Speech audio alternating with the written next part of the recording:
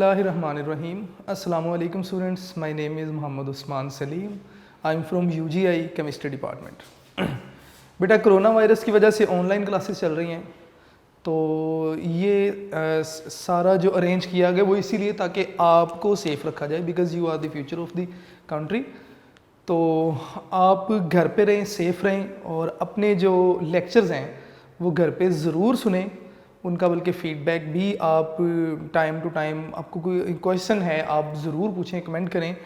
आपको इंशाल्लाह teacher contacts भी दे दिए गए हैं, आप उन गिवन टाइम में आप अपने टीचर से कांटेक्ट भी कर सकते हैं, आप कांटेक्ट भी कीजिए, ठीक है। तो इस तरह आप जो आपकी प्रॉब्लम्स आ रही हैं आप उन्हें मिनिमाइज़ कर सकते हैं, क्योंकि ऑनलाइन लेक्चर्स के थ्रू डायरेक्ट इंटरेक्शन तो नहीं है। तो सम टाइम हम लेक्चर सुनते हुए कुछ क्वेश्चन अराइज होते हैं जो हम ज़ुबानी याद रख लेते हैं कि ये क्वेश्चन मैं अपने टीचर से पूछूंगा या पूछूंगी। तो लेकिन with the passage of time, जैसे ही आप लेक्चर के बाद कोई नया लेक्चर सुनते हैं तो आपको प्रीवियस लेक्चर का क्वेश्चन भूल चुका होता है।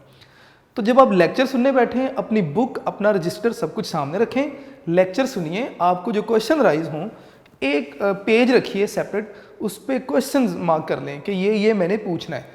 फिर आप गिवन जो आपको टाइम है अपने टीचर से कांटेक्ट कर सकते हैं इन दैट टाइम। अदरवाइज़ आप कमेंट कीजिए, हम इंशाल्लाह आपका रिप्लाई भी करेंगे, और मैंने रिप्लाई करने शुरू कर भी दिए हैं कमेंट्स पे, ठीक है। तो आज हमने एक्सरसाइज स्टार्ट करनी है चैप्टर 3 की। MCQs हमने कल कर लिए थे। मैंने कोशिश की कि मैं डिटेल में MCQs को डिस्कस करूं, 30 मिनट्स में मैंने कोशिश की कि मैं अपने MCQs कंप्लीट कर लूं। आज हम नेक्स्ट आगे एक्सरसाइज स्टार्ट करने जा रहे हैं। पेज नंबर बेटे 78 है, तो काइंडली बी विद मी, अपनी बुक सामने रखिएगा। बहुत सारे क्वेश्चन ऐसे होंगे जो मैं आपको बताऊंगा कि आप ऑलरेडी कर चुके हैं, और बहुत सारे क्वेश्चन ऐसे हैं जो मैं आंसर्स बताऊंगा या बोर्ड पे लिख दूंगा, तो वो साथ साथ आप रहेंगे, इंशाल्लाह कंप्लीट होता जाएगा। तो ले जी, एक्सरसाइज की तरफ आते हैं। अपनी बुक पे बेटा देखिएगा, पेज नंबर 78। 78 से पहले अगर आप 77 पेज देखें तो MCQs कंप्लीट हुए। उसके बाद क्वेश्चन नंबर 2 था फिल इन द ब्लैंक्स। आपके सिलेबस का हिस्सा नहीं है, मैं इसलिए इन्हें टच नहीं कर रहा। क्वेश्चन नंबर 3 आपने ट्रू फॉल्स बताने हैं, it is not the part of your syllabus, तो मैं इन्हें भी डिस्कस नहीं कर रहा। क्वेश्चन नंबर 4 देखिएगा बेटे, what is Boyle's law of gases, give its experimental verification. Question number 4 सबसे पहले मैं लिख रहा हूँ, हेडिंग दे रहा हूँ, जरा साथ साथ रहेंगे आप लोग।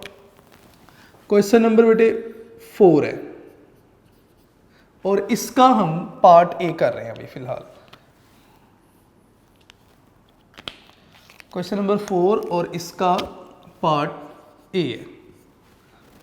पार्ट ए अगर आप देखें तो what is Boyle's law of gases, give its experimental verification. तो अगर आप बैक पेजेस पे जाएं तो पेज नंबर अगर आप ओपन करें जी, पेज नंबर आप 41 ओपन करें अगर आप, तो 41 से बॉयल्स लॉ स्टार्ट हो रहा है, ठीक है। लेकिन इसकी स्टेटमेंट आपको पेज 42 पे मिलेगी। तो पेज 42 से आप इसका आंसर स्टार्ट करेंगे, आप इसकी स्टेटमेंट लिखेंगे, और उसके बाद एक्सपेरिमेंटल वेरिफिकेशन भी पेज 42 पे है, और पेज 43 पे एग्जाम्पल 1 से पहले एक्सपेरिमेंटल वेरिफिकेशन कंप्लीट हो रही है। तो क्वेश्चन नंबर 4 का ए पार्ट जो है, इसका आंसर पेज 42 से 43 तक है। तो मैं यहाँ पे मेंशन कर देता हूँ ताकि आप घर पे इसे एटलीस्ट देख लें एक बार। पेज 42 टू 43 है, बिफोर एग्जाम्पल 1 इसका आंसर लिखा है। तो बेटे इसे बुक से आपने ज़रूर देखना है। वैसे बॉयल्स लॉ अगर हम रिकॉल करें तो प्रेशर और वॉल्यूम के दरमियान ये रिलेशन था कि अगर आप प्रेशर इंक्रीज करेंगे वॉल्यूम डिक्रीज होगा। Volume of the given mass of a gas is inversely proportional to the pressure, ठीक है। और टेम्परेचर और नंबर ऑफ मोल को हमने कांस्टेंट कर दिया था। इसके बाद हमने इसकी इक्वेशन बनाई। इक्वेशन क्या थी, P1 V1 equal to P2 V2। और फाइनली हमने क्या किया, हमने इक्वेशन बनाने के बाद इसकी एक्सपेरिमेंटल वेरिफिकेशन बता दी। हमने एक ही चैम्बर में एक गैस ली, हमने कहा जी इनिशियल प्रेशर आपके पास 2 atm है और वॉल्यूम 1 dm3। आपने प्रेशर डबल कर दिया, वॉल्यूम रिड्यूस हो गया टू 1/2। आपने प्रेशर 3 टाइम्स कर दिया, वॉल्यूम 3 टाइम रिड्यूस हो गया। तीनों कंडीशंस के लिए सेपरेट जब आपने P1 PV equal to K, P2 V2 equal to K, P3 V3 equal to K जब आपने प्रूव किया तो सब के लिए K की वैल्यू 2 आ रही थी। तो तीनों केसेस के लिए के कांस्टेंट था, तो यही हमने प्रूव करना था एक्सपेरिमेंटली। तो उम्मीद है कि पार्ट ए आपको पता होगा। What are isotherms, what happen to the position of isotherm when, next आपके पास लिखा है जी when they are plotted at high temperature for a particular gas. देखिए बेटे क्वेश्चन नंबर 4 का बी पार्ट है, मैं यहाँ पे लिख रहा हूँ क्वेश्चन नंबर 4 और ये इसका बी पार्ट है। पेज 44 पे आपको इसका आंसर मिलेगा, 43 पे सॉरी। तो मैं यहाँ पे ही लिख देता हूँ जी पेज 43, जरा इसको भी कंफर्म कर लें हम। पेज 43 है जी 43 पे आपको इसका आंसर मिलेगा, पेज 43 पे। अब आपने बताना क्या है, आइसोथर्म क्या है। तो मैंने ड्यूरिंग लेक्चर आपको बताया था therm means heat, iso means same. तो सेम हीट या टेम्परेचर पे जो ग्राफ आप बनाते हैं उसे आप आइसोथर्म कहते हैं। और बॉयल्स लॉ के केस में आप टेम्परेचर कांस्टेंट रखते हैं, तो इसका मतलब वहाँ पे जो ग्राफ होगा वो आइसोथर्म ग्राफ होगा, ठीक है। उसके बाद अगर आपको याद हो तो बी का मैं चले यहाँ पे बना लेते हैं छोटी सी डायग्राम। अगर आपको याद हो, आपने ग्राफ बनाया बिटवीन प्रेशर एंड वॉल्यूम, तो आपके पास जो ग्राफ बना था that was a straight line graph, ठीक है। अब उसमें आपने किया क्या था, आपने वॉल्यूम को एक्स एक्सिस पे, वाई एक्सिस पे लिया और प्रेशर को एक्स एक्सिस पे लिया। 0 डिग्री सेंटीग्रेड पे लेट से आपके पास जो ग्राफ था वो ये था at 0 degree centigrade. 100 degree centigrade पे अगर आप ग्राफ लेते हैं तो ये ग्राफ वॉल्यूम से ज़रा अवे चला जाता है 100 डिग्री सेंटीग्रेड पे। तो होता क्या है, जब आप, मेरी बात को ज़रा गौर से सुन लीजिएगा, जब आप टेम्परेचर बढ़ाते हैं, सेम गैस सेम वॉल्यूम सारी कंडीशन सेम है, आपने एक 0 डिग्री सेंटीग्रेड पे एक ग्राफ बना लिया, आपको एक ग्राफ लाइन मिल गई। अब आपने क्या किया, आपने कहा जी सेम कंडीशन को मैं 100 पे चेक करता हूँ। आप 100 पे चेक करते हैं तो आपको जो ग्राफ लाइन है वो ज़रा वॉल्यूम से अवे मिलती है। क्यों? जब आपने टेम्परेचर बढ़ा दिया तो गैस का वॉल्यूम भी बढ़ जाएगा। जब गैस का वॉल्यूम बढ़ेगा तो ग्राफ लाइन जो है उसकी पोजीशन जो है वो पहले वाली ग्राफ लाइन से थोड़ी सी चेंज हो जाएगी। तो आप बताएंगे यहाँ पे कि बाय इंक्रीजिंग टेम्परेचर, चले मैं यहाँ पे लिख देता हूँ, bye increasing temperature, increasing temperature volume of the gas increases। Gas का वॉल्यूम क्या होता है जी, इंक्रीज हो जाता है। सो the position of graph line changes। Graph line जो है उसकी पोजीशन चेंज हो जाती है। किस तरह चेंज होती है, मूव्स या move away from volume axis. जिस एक्सिस पे वॉल्यूम है उस एक्सिस से ग्राफ लाइन जरा अवे मूव कर जाएगी, इसलिए क्योंकि वॉल्यूम इंक्रीज हो गया, ठीक है। तो ये क्वेश्चन नंबर 4 बी आपके पास पार्ट था। क्वेश्चन नंबर 4 सी पार्ट देखेंगे। Why do we get a straight line when pressure exert on a gas are plotted against inverse of volume. This straight line changes its position in the graph by varying the temperature justified. आपने क्या किया, आपने pressure और 1/v के दरमियान graph बनाना है। Sorry, ये graph जो था मैंने इसको आइसोथर्म बनाना था, लेकिन मैंने पहले वाला जो ग्राफ था बेटा आइसोथर्म था, प्रेशर और वॉल्यूम के दरमियान। ये ग्राफ कुछ इस तरह था, आइसोथर्म कर्व थी, सॉरी। और अभी जो हमने ग्राफ बनाना है सी पार्ट में, मैं सी पार्ट की तरफ आ रहा हूँ बेटे। अब पार्ट सी की तरफ आते हैं। ज़रा पीछे वाला ग्राफ करेक्ट कर लीजिएगा, मैं गलती से इसे जल्दी में कर गया इस तरह। क्वेश्चन नंबर 4 का सी पार्ट अब हम देखेंगे। उसने कहा जी कि पहले अगर आपने प्रेशर और वॉल्यूम के दरमियान ग्राफ देखा तो दैट वाज अ कर्व, कि अगर प्रेशर अपवर्ड ज्यादा है तो इस पोजीशन पे वॉल्यूम कम है। प्रेशर आप कम करते जाएंगे, वॉल्यूम बढ़ता जाएगा। पहली कंडीशन तो ये थी।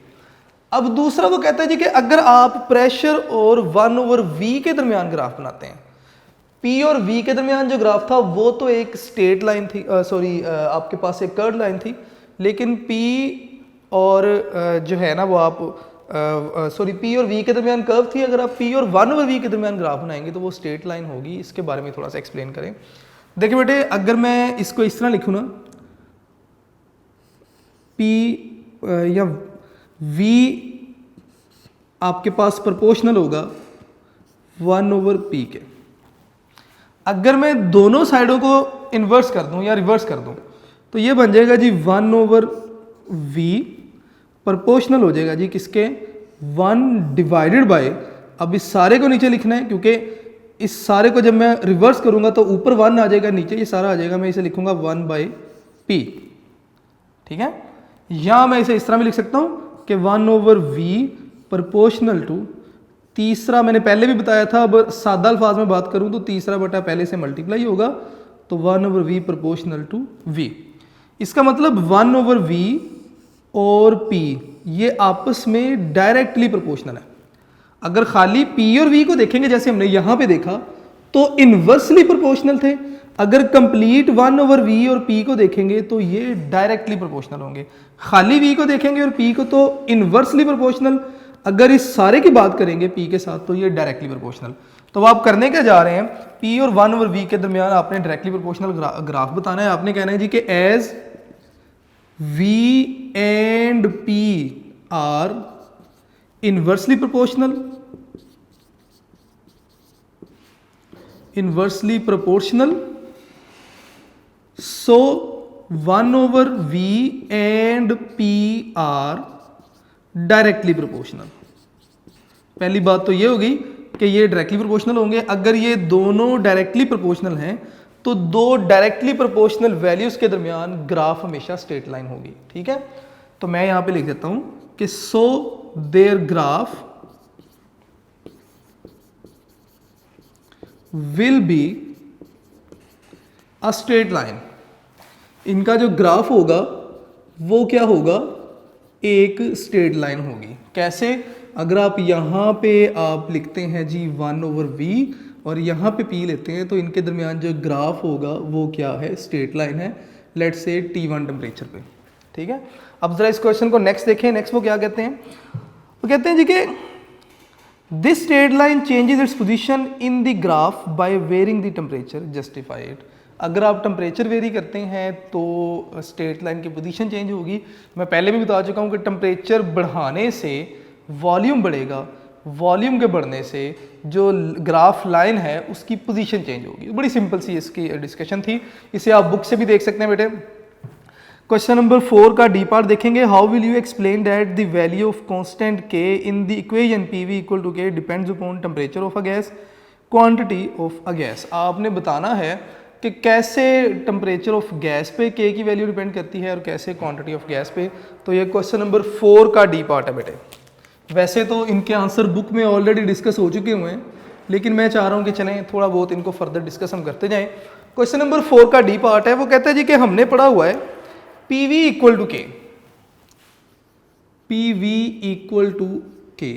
ये जो K है आपने बताना है कि टेम्परेचर पे ये किस तरह डिपेंड करता है और गैस का जो मैस है, ठीक है, या क्वांटिटी, इस पे कैसे जो है ये डिपेंड करता है। आपने यहाँ पे ये बताना है। चलें जी इसको भी देख लेते हैं।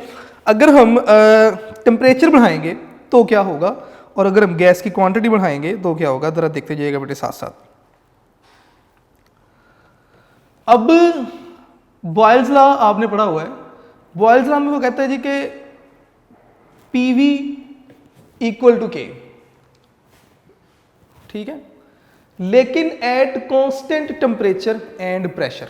टेम्परेचर और प्रेशर आपने चेंज नहीं करना। अगर आप टेम्परेचर चेंज करते हैं तो क्या होगा, K की वैल्यू चेंज हो जाएगी।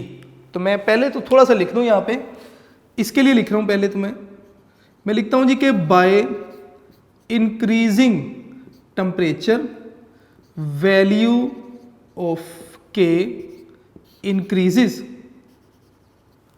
एंड वाइस वर्सा, कि अगर आप डिक्रीज करेंगे तो K की वैल्यू डिक्रीज होगी। इसके रीजन लिख लेते हैं जी यहाँ पे। कि ऐसा क्यों है। इसकी रीज़न हमें पता है कि V डायरेक्टली प्रोपोर्शनल होता है जी किसके, T के। प्रेशर आप चेंज नहीं कर रहे, आप सिर्फ टेम्परेचर बढ़ाया हुआ, आपने नए टेम्परेचर पे PV देख रहे हैं, तो नए टेम्परेचर पे वॉल्यूम की वैल्यू बढ़ जाएगी। लेट से प्रेशर हम सेम कर देते हैं, लेट से प्रेशर 5 है और वॉल्यूम जो था वो 10 था, ये था एट 0 डिग्री सेंटीग्रेड, आपके पास प्रोडक्ट आया 50, तो K यहाँ पे PV यानी कि PV इक्वल टू K होता है, K आपके पास क्या आ रहा है 50। आपने क्या किया, आपने कहा जी मैं 100 डिग्री सेंटीग्रेड पे भी देख लेता हूँ। 100 डिग्री सेंटीग्रेड पे प्रेशर आपने सेम ही रखा हुआ है, प्रेशर 5 ही है। अब जो वॉल्यूम है मे बी 100 पे बढ़ के वॉल्यूम जो है वो 20 हो गया। अब अगर आप इसे देखेंगे तो इसका आंसर क्या हो जाएगा 100। इसका मतलब PV इक्वल टू K जो था, K की वैल्यू बढ़ गई। अगर आपने टेम्परेचर बढ़ा दिया तो K की वैल्यू क्या हो जाएगी, इंक्रीज हो जाएगी। Reason V directly proportional to T है, तो by increasing temperature V increase होगा, V इंक्रीज होगा तो इस प्रोडक्ट का जो आंसर है वो भी क्या होगा, इंक्रीज होगा। और इसी तरह वाइस वर्सा। अब दूसरे नंबर पे दोबारा से आ जाते हैं जी क्वांटिटी की तरफ। अगर आप मैस बढ़ाएंगे या क्वांटिटी बढ़ाएंगे या नंबर ऑफ मोल बढ़ा देंगे, ठीक है, मैं यहां पे लिख देता हूं बाय इंक्रीजिंग, ये बेटे मैं रिमूव कर रहा हूं ये साइड, क्योंकि ये आपने लिखनी नहीं है, ये आपको समझाने के लिए बताया था, इसे मैं रिमूव कर रहा हूं। अब आपने बताना है कि अगर आप क्या करें, इंक्रीज कर दें क्या जी, number of mole, by increasing number of mole. अगर आप नंबर ऑफ मोल इंक्रीज कर दें तो क्या होगा, volume will increase. Number of mole increase करने से, नंबर ऑफ मोल इंक्रीज करने से वॉल्यूम भी क्या होगा, इंक्रीज होगा। जब वॉल्यूम इंक्रीज होगा तो PV जो प्रोडक्ट K है इसकी वैल्यू भी इंक्रीज होगी बिल्कुल इसी तरीके से। और जब K की वैल्यू चेंज होगी तो इट मीन्स के दोनों ही, यानी कि टेम्परेचर और क्वांटिटी दोनों ही इफेक्ट करते हैं K की वैल्यू को। तो यहाँ पे आप डिस्क्रिप्टिव लाइंस अपनी बता दें, बाय चेंजिंग टेम्परेचर और number of mole value of K changes. अगर आप चेंज करेंगे तो वैल्यू ऑफ K चेंज होगी। इसका मतलब ये हुआ कि K डिपेंड करता है टेम्परेचर पे और नंबर ऑफ मोल पे भी। तो ये आपके पास क्वेश्चन नंबर 4 था। अब हम मूव करते हैं जी क्वेश्चन नंबर 5 की तरफ। Question number 5, what is Charles law, which scale of temperature is used to verify that V/T equal to K। मैं पहले बेटे बोर्ड रिमूव कर लेते हैं, उसके साथ साथ फिर करते जाएंगे इसे। क्वेश्चन नंबर 5 अब हमने डिस्कस करना है, चार्ल्स लॉ क्या है और आपने बताना है कि कौन से जो आपके पास टेम्परेचर स्केल्स हैं चार्ल्स लॉ को वेरीफाई करने के लिए। तो सबसे पहले तो अगर आप पेज नंबर 44 देखेंगे तो पेज नंबर 44 पे चार्ल्स लॉ आपको मिल जाएगा जी। मैं यहाँ पे लिख रहा हूँ जी क्वेश्चन नंबर 5,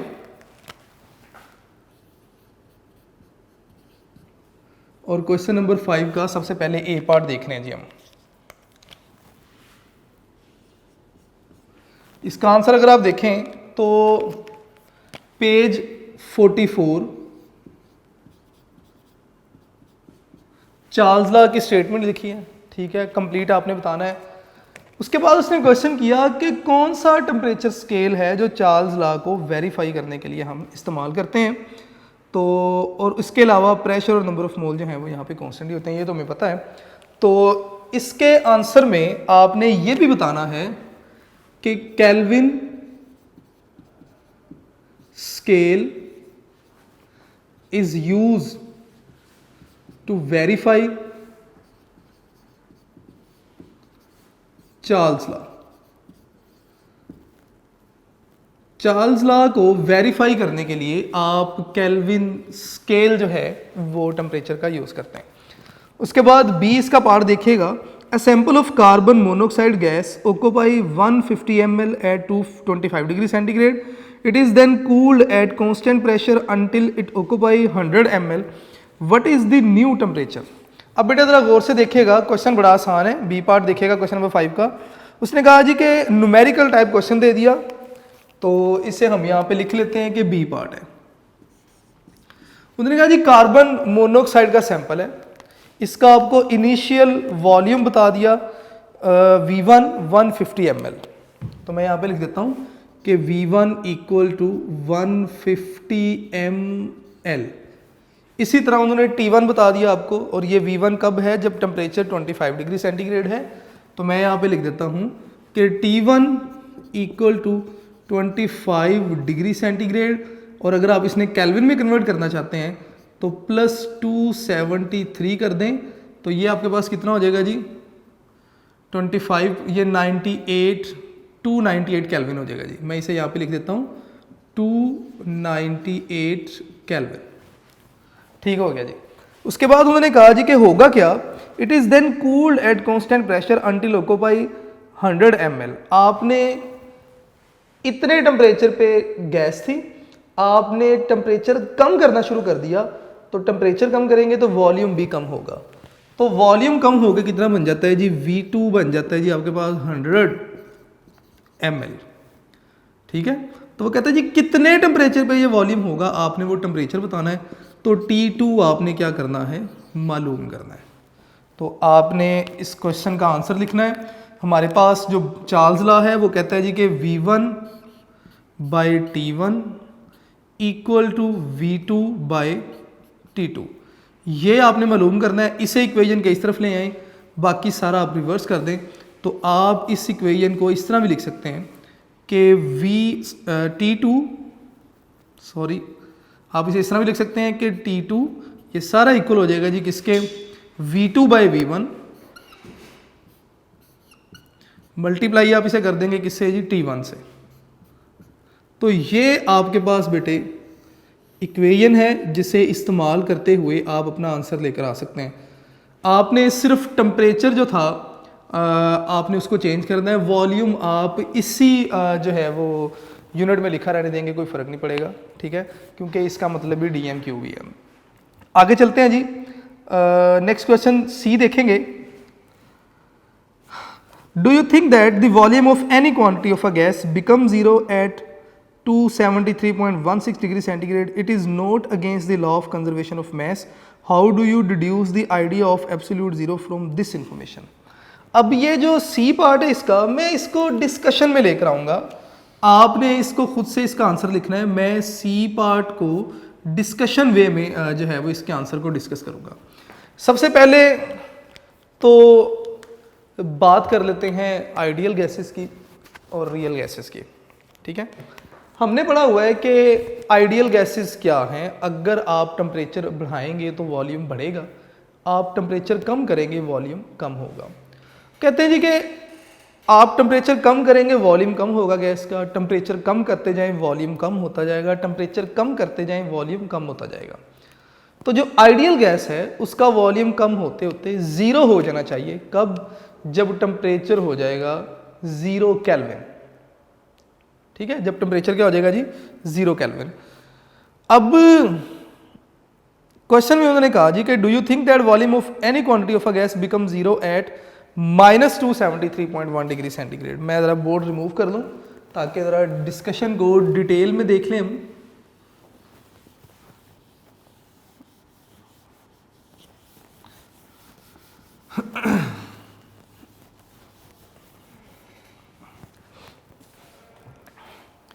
यानी कि आप क्या करें, आप अगर वॉल्यूम और टेम्परेचर के दरमियान ग्राफ बनाएं। यहाँ पे टेम्परेचर है जी, यहाँ पे वॉल्यूम है। यहाँ पे टेम्परेचर लेट से -200 डिग्री सेंटीग्रेड, यहाँ पे टेम्परेचर लेट से -273 डिग्री सेंटीग्रेड, और -273 को हमें पता है कि हम 0 केल्विन भी कहते हैं। ये बातें बेटे याद रखनी है आपने। कहते हैं जी कि हमारे पास कोई गैस थी, हमने क्या किया, हम तमाम गैसेस का वॉल्यूम कम करते गए और टेम्परेचर कम करते गए, वॉल्यूम भी कम होता गया। ये लाइन बता रही है कि टेम्परेचर बढ़ाएंगे तो वॉल्यूम बढ़ेगा, टेम्परेचर कम करेंगे तो वॉल्यूम कम होता जाएगा। रियल गैसेस के लिए हम ये काम करते गए तो ऐसे ही था, और तकरीबन 200 डिग्री सेंटीग्रेड तक पहुंचते पहुंचते तमाम जो रियल गैसेस थी, जितनी भी रियल गैसेस थी, वो सारी की सारी लिक्विड में कन्वर्ट हो गई। मेरे वर्ड्स को फेंकिएगा नहीं, गौर से सुनिएगा, कॉन्सेप्ट सारा इसी में है। -200 डिग्री सेंटीग्रेड तक पहुंचते पहुंचते जितनी भी रियल गैसेस थी वो सारी की सारी लिक्विफाई हो गई। इसका मतलब गैस तो गैस रही ही नहीं, वो तो लिक्विड बन गई। तो गैस पे फिर हम कोई गैस लॉ अप्लाई नहीं कर सकते। इस टेम्परेचर तक सारी गैसेस लिक्विड में कन्वर्ट हो गई। जब वो लिक्विड बन गई इसका मतलब अब तो वो गैस है ही नहीं, इसका मतलब हम कोई भी गैस लॉ अप्लाई नहीं कर सकते। फिर हमने अज्यूम किया, हमने कहा जी फर्ज करें अगर गैसेस लिक्विड में कन्वर्ट ना होते, अब अजम्पशन शुरू होगी ना। अब हमारी ये फर्ज था हमारा, अब ये वो कंडीशन है जो हम चाह रहे हैं कि अगर गैस लिक्विड में कन्वर्ट ना होती, हम चाह रहे हैं गैस ऐसी होती तो वो आइडियल गैस हो जाती ना। तो अब हम आइडियल कंडीशन अज्यूम कर रहे हैं यहाँ से। तो कहते हैं जी कि अगर गैस लिक्विड में कन्वर्ट ना होती और आप टेम्परेचर कम करते जाते तो मे बी इस टेम्परेचर तक पहुँचते पहुँचते लाइन जब यहाँ पे टच करती तो तमाम गैसेस का वॉल्यूम क्या हो जाता, ज़ीरो, क्योंकि वॉल्यूम एक्सिस मिल गया आके ज़ीरो से। तमाम गैसेस का वॉल्यूम क्या हो जाता, ज़ीरो। तो ज़ीरो जिस टेम्परेचर पे वॉल्यूम हो रहा था वो टेम्परेचर बन रहा था -273.16 डिग्री सेंटीग्रेड, और जिस टेम्परेचर पे तमाम गैसेस का वॉल्यूम ज़ीरो हो रहा था उस टेम्परेचर को ही हमने 0 केल्विन का नाम दे दिया था। ठीक है, अब यहाँ से हमें क्या आइडिया मिला, हमें पहला आइडिया तो ये मिला कि सिर्फ रियल गैसेस के लिए -273.16 डिग्री सेंटीग्रेड वाला कॉन्सेप्ट अप्लाई हो सकता है आइडियल गैसेस के लिए, रियल गैसेस पे ये कॉन्सेप्ट अप्लाई नहीं होता। पहली बात तो ये। दूसरी बात यहाँ से हमने ये अज्यूम की कि ये law of conservation of mass के अगेंस्ट है। अगर वॉल्यूम जीरो हो जाएगा तो इसका मतलब मैस भी जीरो हो गया, मैस जीरो हो गया तो इसका मतलब मैस खत्म हो गया, तो इट मीन्स कि it is against the law of conservation of mass. और तीसरी जो उन्होंने यहाँ पे बात की थी, उन्होंने कहा था how do you reduce the idea of absolute zero. तो एब्सोल्यूट जीरो का आइडिया भी हमें यहाँ से मिल जाता है कि वो टेम्परेचर जहाँ पे, या वो हाइपोथेटिकल टेम्परेचर जहाँ पे तमाम गैसेस का वॉल्यूम क्या हो जाएगा, जीरो हो जाएगा, आप उस टेम्परेचर को एब्सोल्यूट जीरो का नाम देंगे। लेकिन उसके बाद क्वेश्चन नंबर 5 कंप्लीट हो गया। अब आते हैं जी क्वेश्चन नंबर 6 की तरफ। What is kelvin scale of temperature, plot a graph of 1 mole of a real gas to prove that the gas become liquid earlier than -273.16 degree centigrade. अब बेटे ज़रा आप पेज नंबर आएंगे, आप वापस ज़रा 48 पे, ठीक है, और 48 पे आप बताने के बाद यहाँ आपने करना क्या है, उन्होंने आपसे क्वेश्चन पूछा कि आपने बताना है कि question number 6, what is kelvin scale of temperature, plot a graph. सबसे पहले तो केल्विन स्केल ऑफ टेम्परेचर आपने बताना है, तो मेरा ख्याल है ये तो आप बता लेंगे बड़ा इजीली कि टेम्परेचर स्केल है जिसमें वाटर का जो बॉइलिंग फ्रीजिंग पॉइंट है वो 273 केल्विन है और जो बॉइलिंग पॉइंट है वो 373 केल्विन है। इसके अलावा आपने ग्राफ बताना है, तो ग्राफ के लिए बेटे पेज नंबर 47 पे आप आएंगे तो ग्राफ बना हुआ है, ग्राफिकल एक्सप्लेनेशन चार्ल्स लॉ की, इसी में आपने बता देना है ग्राफ के बारे में भी, पेज 47 पे है। तो क्वेश्चन नंबर 6 का पार्ट ए मैं यहाँ पे लिख रहा हूँ। क्वेश्चन नंबर 6 सबसे पहले इसका पार्ट ए बता रहा हूँ जी मैं। पार्ट ए के लिए भी यही ग्राफ आप यूज़ करेंगे, ठीक है। पेज 47 पे उन्होंने लिखा भी हुआ है ग्राफ, मैं यहाँ पे लिख भी देता हूँ कि पेज 47 पे आप इस ग्राफ को देख सकते हैं। और केल्विन स्केल आपने खुद से बता देना है कि केल्विन स्केल है क्या। इसके बाद क्वेश्चन नंबर 6 का बी पार्ट देखेंगे। Throw some light on a factor 1/273 in Charles law. अब इसे डिस्कस करने के लिए आप पेज 46 पे आएंगे। पेज 46 में जहाँ पे डेरिवेशन ऑफ एब्सोल्यूट जीरो लिखा हुआ है वहाँ से हम इसको डिस्कस करेंगे, ठीक है। तो मैं सबसे पहले इसका पेज 46 लिख देता हूँ, बी पार्ट का आंसर। बी पार्ट है इसका आंसर, इसका पेज 46 पे होगा। आपने करना क्या है,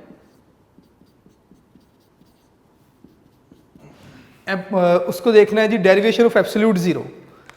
वहां पे तीसरी लाइन से स्टार्ट किया होगा या सेकंड पैराग्राफ से उन्होंने स्टार्ट किया कि physical definition of Charles law, कि अगर आप किसी भी गैस का टेम्परेचर बढ़ाएंगे या कम करेंगे, अगर आप 1 डिग्री सेंटीग्रेड टेम्परेचर बढ़ाते हैं तो गैस का जो वॉल्यूम है वो उसके ओरिजिनल वॉल्यूम का 1/273 जो है वो इंक्रीज़ हो जाएगा और टेम्परेचर डिक्रीज़ करने से वॉल्यूम, ओरिजिनल वॉल्यूम का 1/273 डिक्रीज़ होगा। ये आपने बता देना है इसमें, ठीक है। इजी था, इसको इसमें कोई मुश्किल नहीं है। तो क्वेश्चन नंबर 6 का अब देखते हैं जी, सी पार्ट तो नहीं है। क्वेश्चन नंबर 7 पे आते हैं। What is the general gas equation, drive it in an various form. आपने जनरल गैस इक्वेशन लिखनी है और उसकी वेरियस फॉर्म में इसको ड्राइव करना है। तो पेज 48 पे इसका आंसर है। क्वेश्चन नंबर 7, ए पार्ट इसका मैं यहाँ पे लिख रहा हूँ जी, जरा देखते रहिएगा साथ साथ। ए पार्ट और इसका जो आंसर है that is on page 48। Page 48 पे हमने सारा देखा भी था, जनरल गैस इक्वेशन हमने सारी ड्राइव की थी, इसकी डिफरेंट फॉर्म्स भी हमने देखी थी। इसी तरह क्वेश्चन नंबर 7 का बी पार्ट देखेंगे।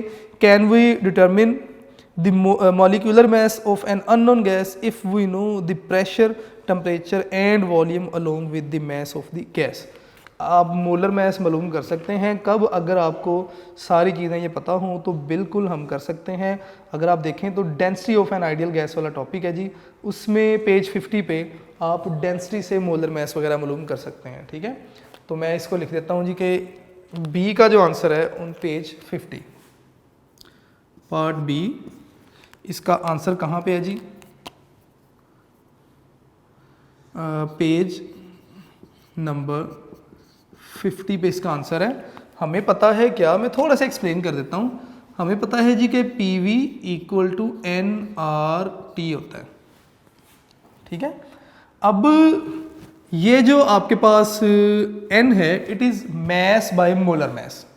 तो मैं लिख सकता हूँ कि PV = mass by molar mass into RT।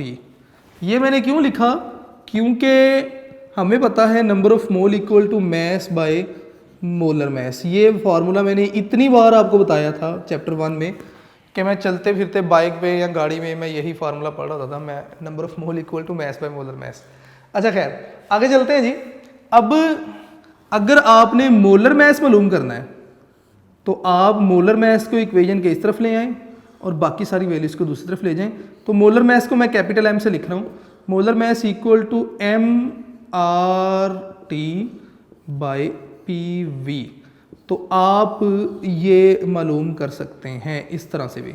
अगर आप इसे बुक से देखना चाहते हैं तो पेज 50 पे आपको टॉपिक को डिटेल से देखना पड़ेगा। अगर आप इस तरह बता दें कि वी नो कि जनरल गैस इक्वेशन कहती है PV = nRT और इसमें n नंबर ऑफ मोल है, नंबर ऑफ मोल की जगह हम ये भी लिख सकते हैं, और अगर आप वैल्यू पुट करें तो यहाँ से मोलर मास ये चलना चाहें इस तरह भी लिख सकते हैं, बुक से देखना चाहें तो पेज 50 पे इसका आंसर आप देख सकते हैं।